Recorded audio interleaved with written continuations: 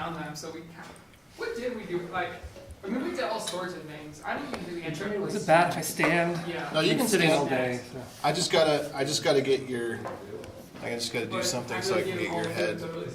Yeah, freakishly tall. I lost it. Hold on. We're gonna turn it upside down and go this way and take it that way. Okay. Yeah, I can maybe do it like this. There we go. That kind of works. All right, so this is yeah. All right, I will kick us off. Let's do it. Okay, everybody, welcome to Utah Stack.js April 2023 edition. Woo! Tonight, we'd like to have a very special thank you to our sponsor, Vivint, for giving us good pizza and goodies and a place to meet and greet and have fun together. I see that we got a lot of new faces. Uh-oh. Sleep again. I'm gonna break it if I touch it. Uh-oh. Wait, this cable, where this cable didn't go? Oh no, the TV went to sleep. Okay, I see we got a lot of new faces. I would like to do introductions, but because we're so late getting started, I will say let's hold off until after we do the clap for Cory here. But yeah, so thanks to Vivint, thanks for coming. And we have with us tonight Cory Brown, who is, I don't want to be offensive and say a god among men, but at least very handsome and pretty smart. And he's going to teach us. Why isn't he handsome or smart? And he's going to teach us Finnish tonight. That's not Finnish. Hungarian? Polish? Not even close. I'll just take it from you before you keep digging. It has an ish. Yeah, no, it's Scottish. It's Scottish Gaelic, actually. So, Utah JavaScript community is kind of I feel like it's a close-knit thing. So, I'm not asking because I think I'm hot stuff. I really don't think I am. But has anyone seen me speak before? I recognize your face. Okay, all right. If you have, then you might know what this is about. I'm learning Scottish Gaelic, and it's a endangered language, and so. That's why you're learning it? No, I can't explain why I'm learning it. It makes no sense at all, but I'm doing it anyway. But it's endangered, and so therefore I have no one to practice on, and so you guys get to be the one I get to practice on, and I get to share a little bit of it. So, Fisker Ma, everybody. Shekarian Tenamahono. I got translations at the bottom for you. And she inlet er bahar book hanam ik omni. Front end. And this is the Miseducation of CSS. So I did this presentation for Utah.js back in 2020. And I've done it a few other times since then. So I'm gonna be a little freewheeling with this. It's kind of a small group, and so I'd like a good back and forth. I didn't have so when I did this in 2020, it was COVID. It was pre-recorded. I recruited some of my teammates to kind of sit in the pretend audience and like heckle me a little bit. But this is really the first opportunity when I've given it where I can like really interact with you guys. So let's do that. Let's make this a discussion. And because of that, well, let's start with that then. Who likes working in CSS? Good. That makes me happy. I hate the CSS is dumb and primitive, but also CSS is like the hardest language. You never want to touch it. It's like you can't have it both ways, guys. That doesn't make me feel dirty. I don't know how you're using it, man. No, I think it's brilliant. I describe myself usually as a JavaScript developer or front-end developer, but I love CSS, especially the last couple of years. It's gotten crazy powerful. However, I think we've been going about it all wrong. Have you guys used? Assume you guys have at least familiar with, if not used, any number of these. These are CSS frameworks. The idea is we're going to make it easier to use CSS. We're going to have opinions, and those opinions are going to make us able to use CSS in such a way that we don't hit that wall at a certain level of complexity, a certain level of scale, you tend to hit this wall with CSS, and these are meant to kind of deal with that. But I contend that every one of those has failed to live up to that promise in some level, up to and including the latest, greatest, everyone's talking about it, Tailwind. And that's because not for any failure necessarily on the part of the frameworks. It's really a failure on the part of us, the users, the people who are using it, and it is because we fundamentally don't understand CSS. And I'm going to explain what I mean by that in just a little bit. So my contention is CSS is likely not what you think it is. I have my old speaker notes in there. I might use some of them, but it's fun this way. So if you're old school like me and been around the block a couple times, you may remember this idea of the separation of concerns. Like this is great because the front end had this great separation of concerns. We had our structure, our style, and our behavior. And our structure is defined in HTML files.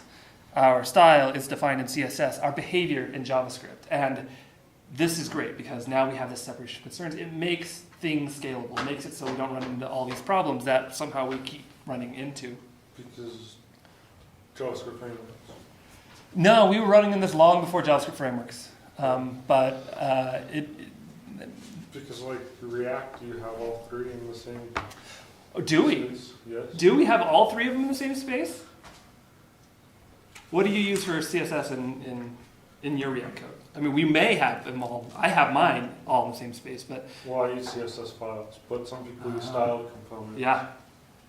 Oh, really? People do that? Style components? Yeah. Style components, my opinion, the best way to write CSS with React. Hands down, no contest. Well, like, so are you saying that it's a component, the components are already styled, or are you styling each page separately? Oh, style components is the library. Oh, I don't know what that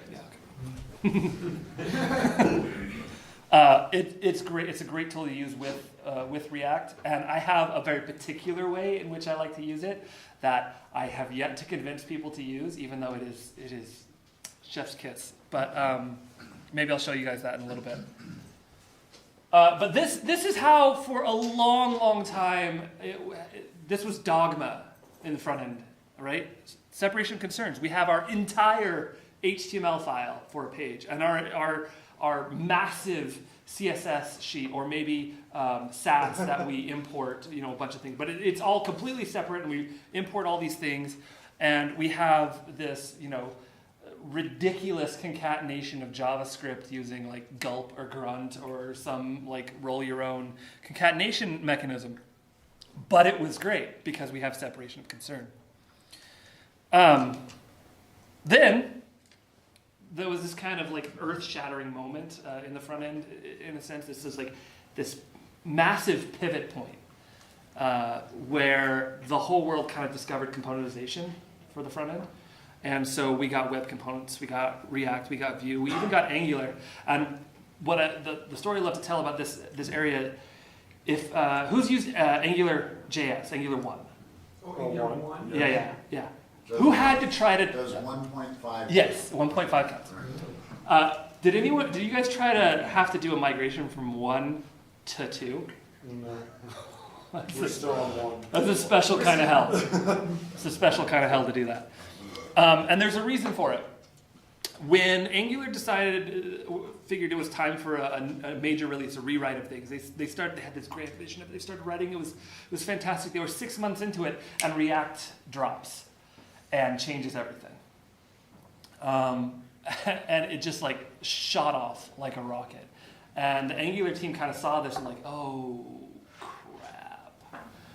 because up until this point, their mentality on what Angular 2 was going to look like bared a remarkable resemblance to Angular 1, where they kind of had components, sort of, a little bit, but React kind of really kind of redefined a component, made componentization a thing. So 6 months into this rewrite, this entire rewrite that they have been proudly proclaiming for so long and people getting really excited about, completely pivot.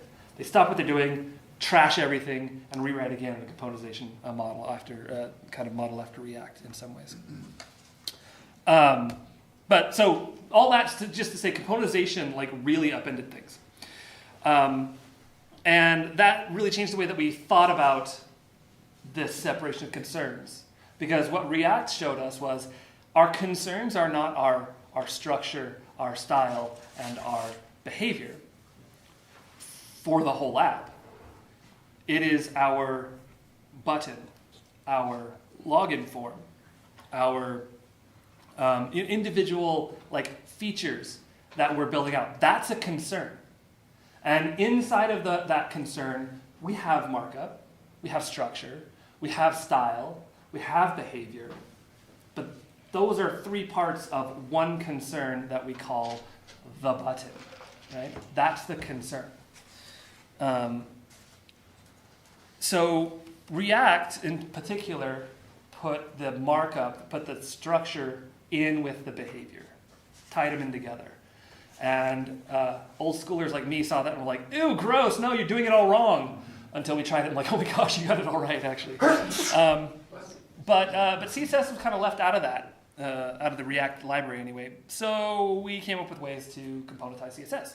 We have BEM, for instance, block element modifier, SMAX, OCSS, and even eventually, did we have that? It's not in here. Yep. Eventually we got CSS and JS. So JSS, Emotion, Glamour, Aphrodite, and my favorite, Style Components. This finally brought CSS into the world of the already combined markup and structure and behavior. We got style into it. People still think this is really gross, and they are not entirely wrong. There are problems with it, but conceptually speaking, that allows us to take all 3 of those components or all 3 of those aspects of a component and bundle it up into a single concern, the component. Yeah. So, now we're all fully oriented around components. Components are the way. So, I have a question. Have we resolved all of our problems with CSS? No. We have not. Why have we not? Why is it, do you think, that given a sufficient amount of time or a sufficient amount of scale, that we continue to run into exactly the same problems with CSS that we were 20 years ago when we were rolling it by hand and stitching CSS files together? One problem is consistency. As your app grows, how do you keep all parts of it looking similar and styled the same way? That's an ever-present problem. But that spans not just CSS. That's a problem with your JavaScript too. And can any of you claim to be even moderately good at writing well-structured semantic HTML with ARIA and all that? Yeah, no. What is ARIA? Good question and correct answer. ARIA is the way in which you apply meaning to more generic HTML. So it's a specification on top of HTML. We don't have a broad array of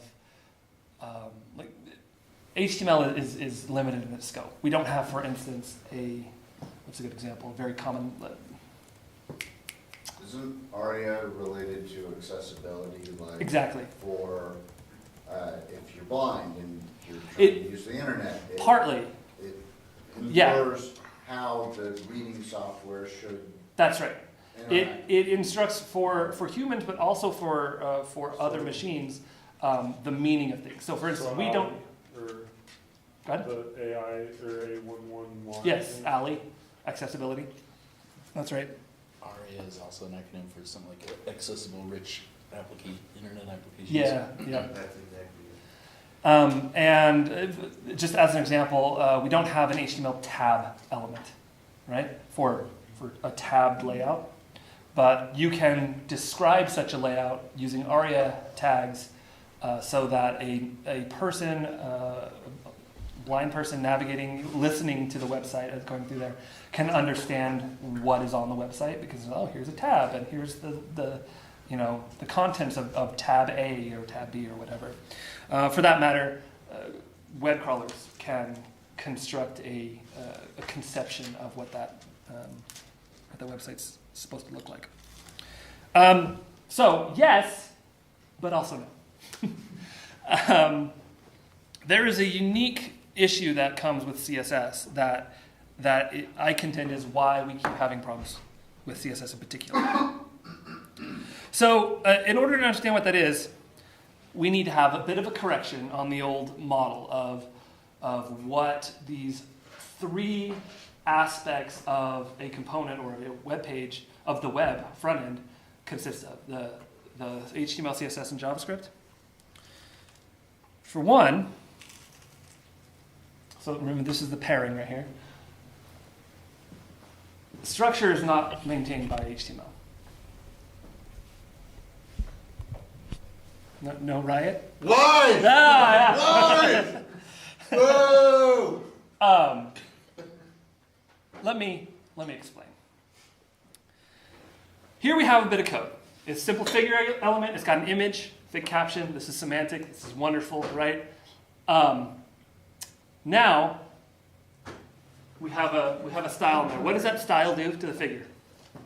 It's not there. So how do you, the typical consumer of the web, who is not totally visually impaired, how will you consume a web page that displays this? It's completely blank, right? Well, the 400 and 600 could be like be parameters in that URL to get that picture.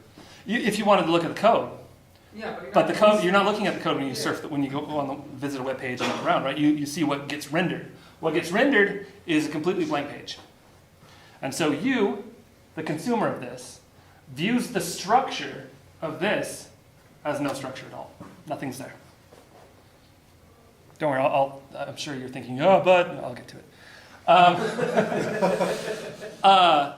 Conversely, if you remember, that was good semantic HTML. It had nice accessibility. Conversely, here is a pure CSS drawing of Vermeer's girl with the pearl earring. It is written. Let me come over here. This is in Pug. If you know what Pug is, it's just a shorthand for that you can spit out HTML with. Is that what Jade used to be? Yes. Yeah. What you see here, every time you see a class, that is a div with a class name. So that's why they use Pug. these are divs. So no semantic value at all, right? If you were on a screen reader, this would mean absolutely nothing. What do you see here? How do you consume this code visually? It's incredible. Like, I'm blown away that this is even possible. It's beautiful. Contrasted to the absolutely blank screen we saw on the perfectly semantic HTML. No, show us the CSS. Oh, you want to see that? It's not CSS. All right, yeah. S. The SAS. All right, sorry. It doesn't count. It was an extra syllable. Like, this is I crazy. mean, all we really use it for now is a class name. It really just goes on and on. It's actually Yeah, not as yeah. much as I thought it'd Yeah. be. But that's still so much. So much. Oh, Yeah. that's great. I don't even know. I can't even conceive of that. So my point is, at least as a consumer of this, the structure of what you view is disassociated from HTML.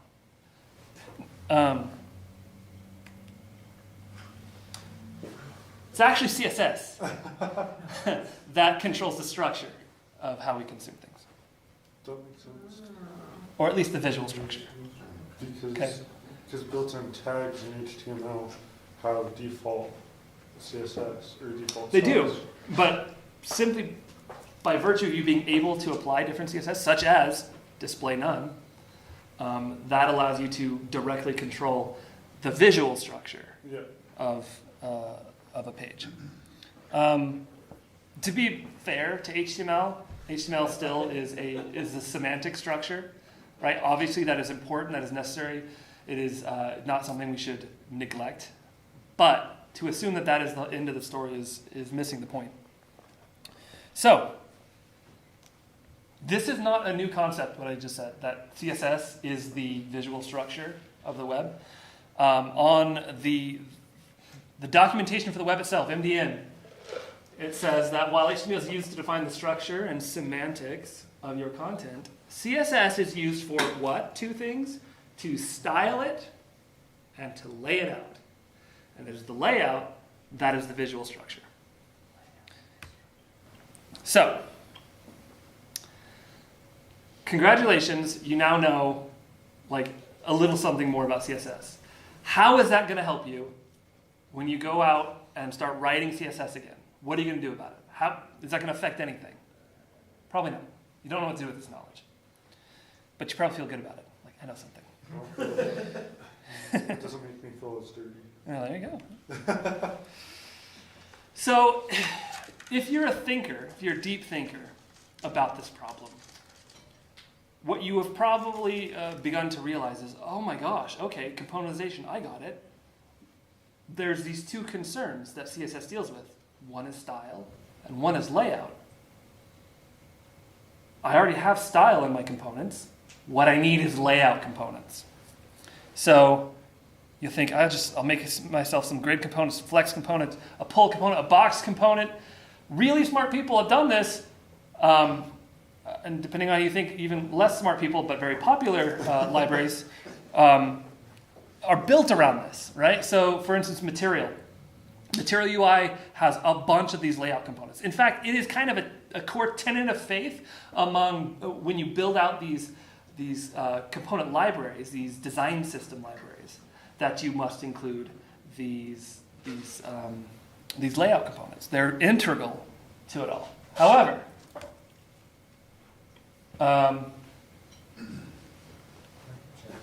yeah, Michael Jackson, the co-creator of React Router and Remix. Oh, Michael. Not that one.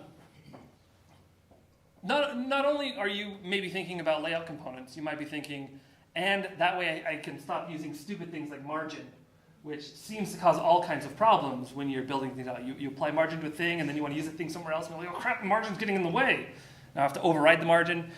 And even recently, just this past, I forget which weekly newsletter it was, Front End Focus, I think maybe. There was this article from Elsie Hine, where she, it was beautiful. I was like kind of jumping out of my seat when I read this because I knew it was coming here today. She said, this is a quote from her article in there. This would violate, this meaning some of it doesn't matter, would violate a core tenet of design systems. This is a tenet, that elements should never be responsible for layout outside of their own bounds. Oh my gosh, guys, this is so close to truth. The problem is, this is what she recommends. Still have the layout components, but you can then say, okay, this is a column, but this column should be a nav element, or this other column should be a main element. And I'm like, almost got there. She almost got there, but today you guys are going to get there. Okay. Don't fall into the trap of layout components. I don't like to be absolute. They are almost always the wrong choice. Because when you make a layout component, you need to be, and this is something that Elsie says in her, advocates for her in her articles, like in order to make sure your layout components are as flexible as they need to be in order to be used, your component should be able to accept inline styles. And as soon as you accept inline styles, you have the whole world available. You can completely destroy anything that the component itself was trying to do, layout-wise, right? This is the inevitable result of layout components.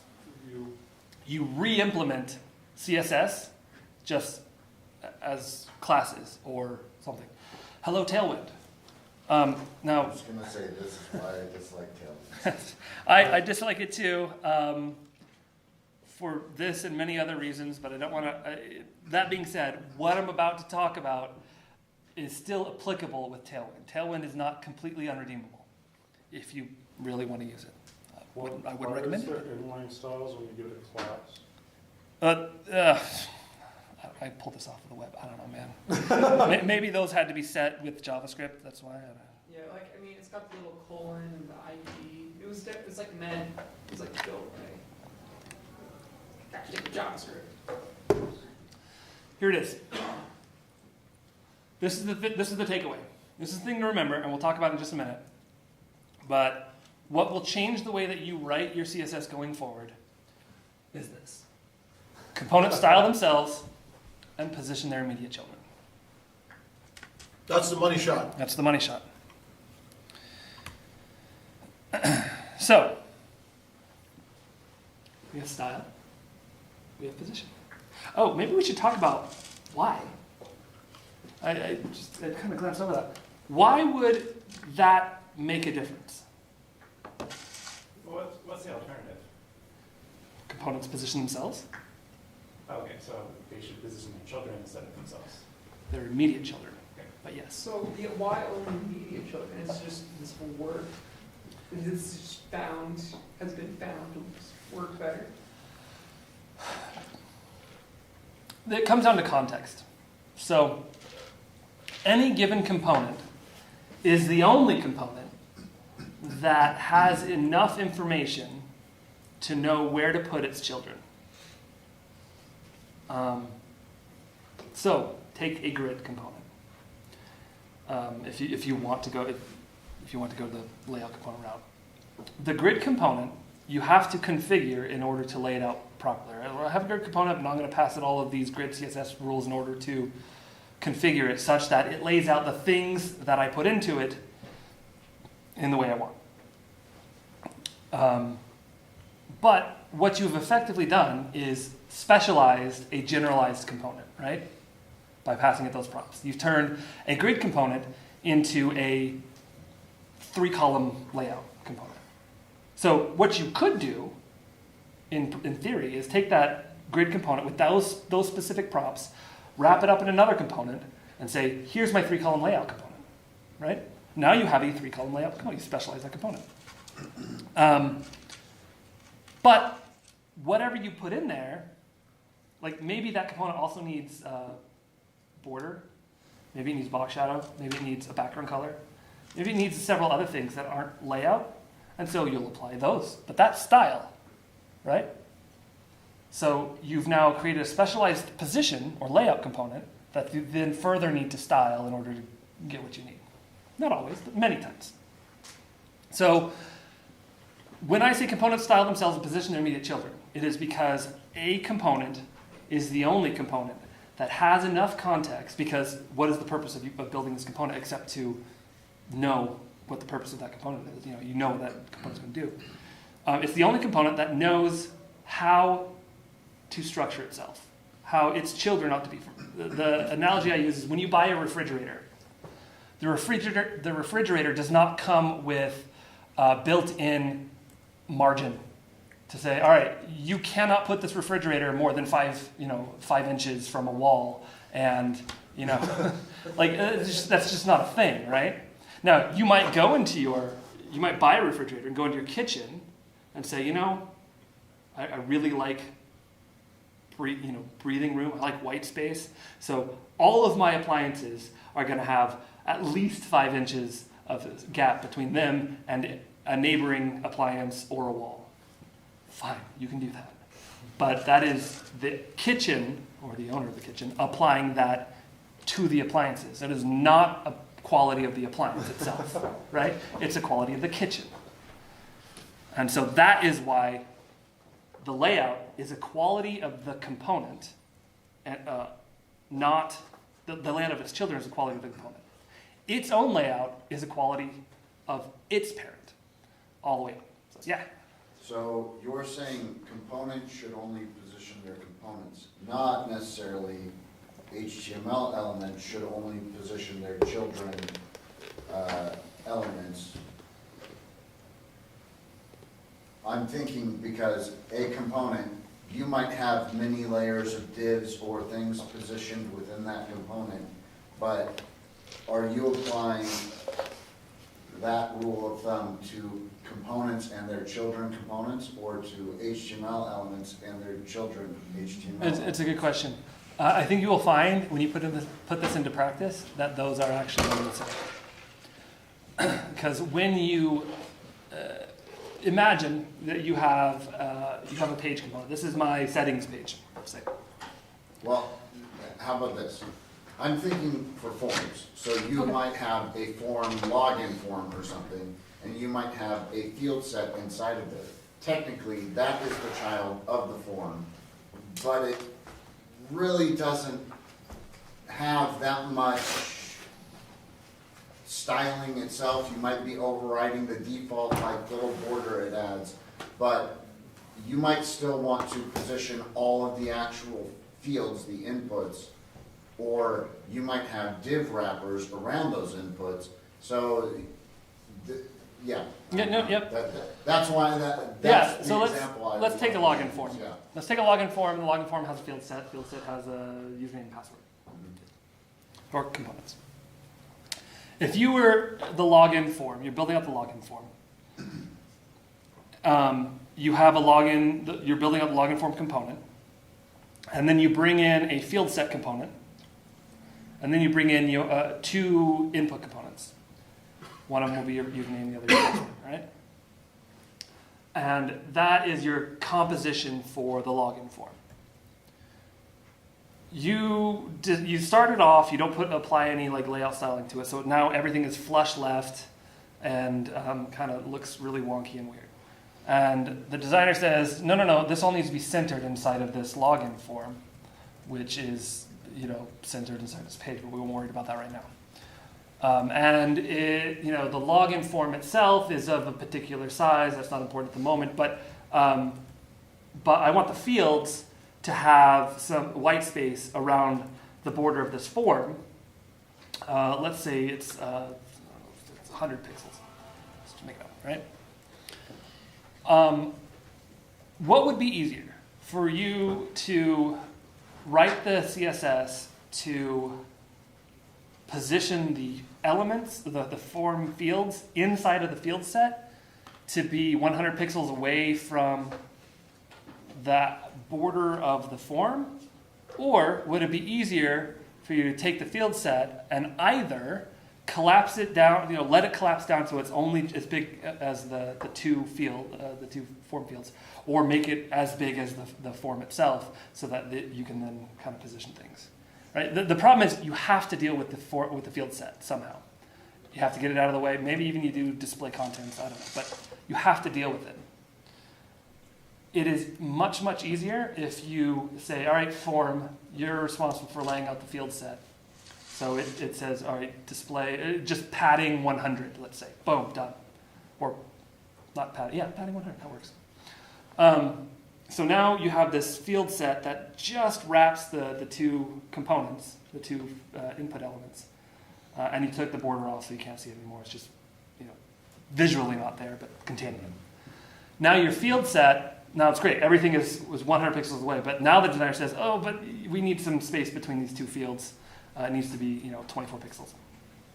So you wouldn't go to your form and say, all right, form, all inputs inside of you, you need to have, let's do a Margin bottom. Yeah, a margin bottom, or you do like a display flex or grid with gap on there, right? Sounds great, but now the designer says add another field, which is like, or a button, a submit button, or just another field that is like, I don't know, just a checkbox, like accept TOC or something. And you drop it in there, and now that has 24 pixels, but your designer's like, no, and also it shouldn't be centered. It needs to be farther away or closer away or whatever. Your form is not responsible for that. The thing that contains those are what's responsible for it. And so it's always better to go immediate child, not deeply into it. Maybe the example didn't. Maybe I didn't quite nail it, but I can promise you, in my experience, it is always better to do immediate children, not deeper than that.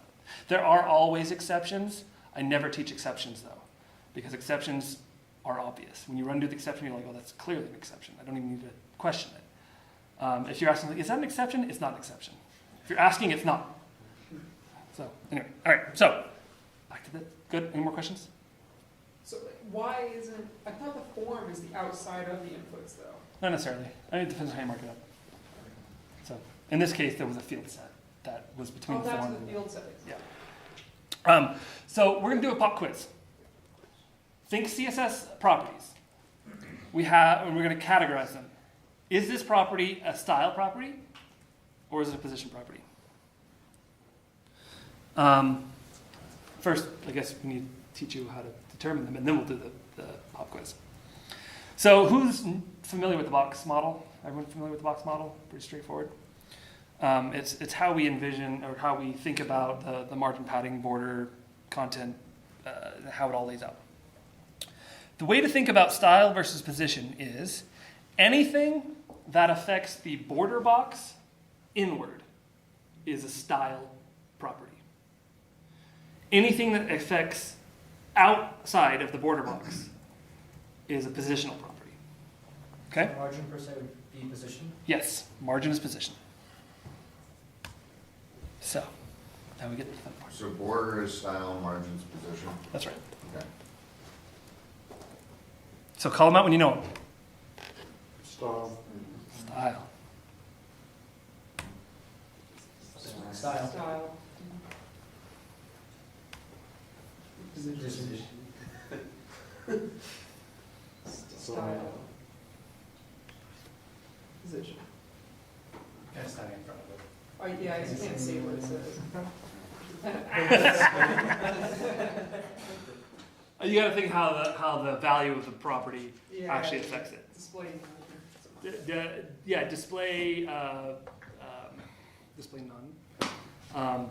But if you think about like display flex, display grid, what those two specific things do is say, oh, I'm switching content, like I'm in like layout mode. And if you think about all the grid and all the flex rules that you can add to a component, directly affect their immediate children.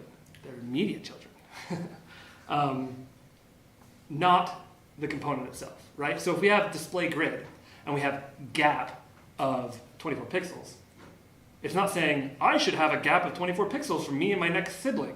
No, it's saying all of my immediate children have a gap of 24 pixels. And that's true of all of the flex and the grid type rules that go with that once you've changed it to a display flex or grid. So it depends. What's that? The flex property. So like flex, which is shorthand for flex growth, flex shrink, flex basis. Position. Nice. Grid, similar, it's a shorthand. Why is flex position when I can determine like the visual width? Don't confuse flex. Don't confuse display flex with the actual flex rule, Oh. Yeah. which But has. like you do flex grow 1, and if the things around it are What happens to that element when you say flex that'll one? grow, The element itself or its children? the element itself. Which is inside or outside that element's border box. It would be inside, wouldn't it? Or Wait, Yeah. what? Why not? Because 'Cause- it's growing on the outside. oh, interesting. So that's what you're saying, but. So the fact that it grows affects its neighbors, right? it's weird to me because you're defining it on the element, like Mm-hmm. because I always think above is affecting below, not like this one is affecting the position. This next one might help a little. Oh, well then Mark, I'm realizing things. Yeah. So much like the flex and the grid, width and height, positional. Yeah. And the reason is because another way to think about it is if what you do directly affects the layout of its siblings, like it can interact with the siblings and cause it to reflow, it's definitely position, right? Okay, I see. So, all right. So it's like if you have your house and you just decide you're gonna move your property line over, Right.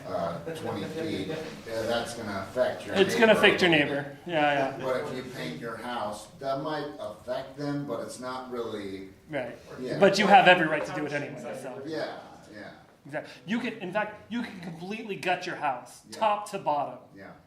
and I don't know. No say from your neighbor. No. Right. You move that property line, suddenly they get a say. Nice. Really thick border. Bastards. Yeah. All right. So let's look at what this might look like in practice. I'm going to use CSS here because this is applicable whether you're using raw CSS, whether you're using CSS and JS, whether you're using something like Tailwind. It doesn't matter. This principle applies, which is a sign of good principle, if you ask me. All right. So what this typically means is you're going to be applying something like a display grid or display flex, and then the associated rules associated with it. That is the most common way to apply this rule, right? Because those affect the immediate children, not outside of it. However, there are some cases where flex and or grid are insufficient to get the job done. And so you need to reach for some of these other rules that are positional in nature. And when you do that,